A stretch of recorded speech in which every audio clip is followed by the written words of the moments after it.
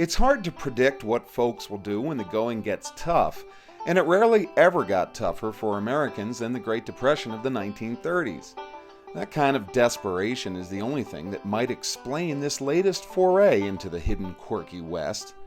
This desolate ghost town near Canyonlands National Park in Utah was once called the Home of Truth.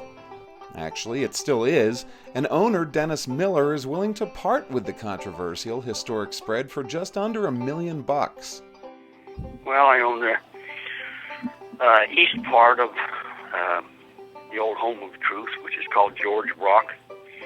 I kind of came to the conclusion that when she seen the property, she said, "By George, I think this is the place."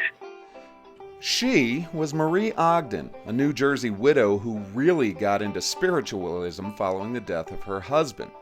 Ogden founded the School of Truth and decided, for some reason, that this place would be its home. Ogden fancied herself a modern-day Moses, but in a 20th century update, she received her divine guidance not from stone tablets, but from words appearing magically on her typewriter.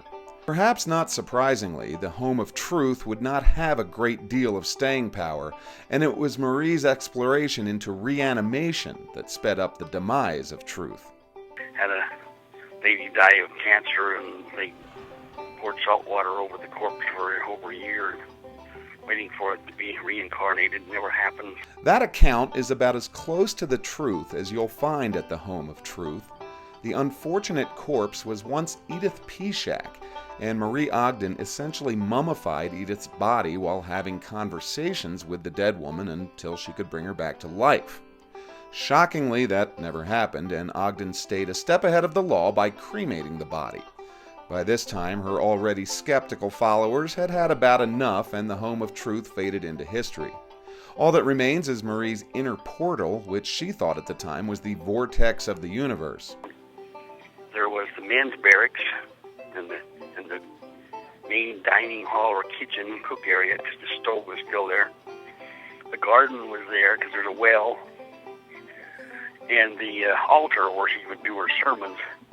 So, next time you're cheating death on the slick rock of the Canyonlands, remember that truth and everlasting life are just a few acres and about $1 million away. Truth, after all, comes at a price. For Sean Stanley, On the Road and on FourCornersTV.com, I'm Ted Holtine, and this is the Hidden Quirky West.